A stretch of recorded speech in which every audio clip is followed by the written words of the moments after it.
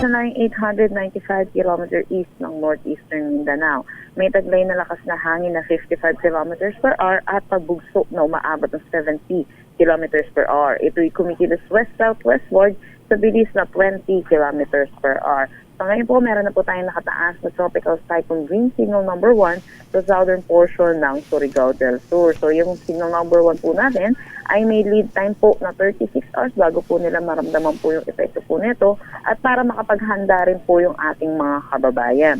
Para sa ating forecast track, inaasahan po natin mag-i-intensify po ito into a tropical storm category at bago po ito mag-landfall po dito po sa Mindanao at tatawid po sa gitna po ng Mindanao at Visayas, pagitan po nito at patungo dito sa may Palawan at kung saan hihina rin po siya maging isang ganap na low pressure area pagdating niya sa West Philippine Sea.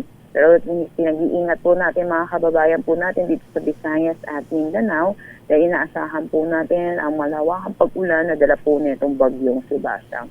Ngayon, meron na po tayong nakataas na gale warning. Dulot po nito ni Basyang dito sa seaboard po ng Eastern Visayas. Kaya mga kababayan po natin mangingisda at yung mga sasakyan palis pandagat ay huwag po muna pumalaog dito.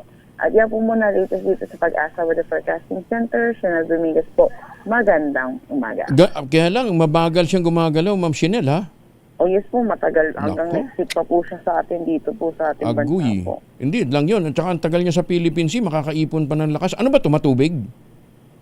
Nakikita po natin, yes po, opo. Naku, magludulot na naman ito ng mga pagbaha. Sige, Ma'am Chanel, ingat ko kayo. Maraming salamat. Wala na naman ho kayong talugan. Vitamin C, ha? Yan.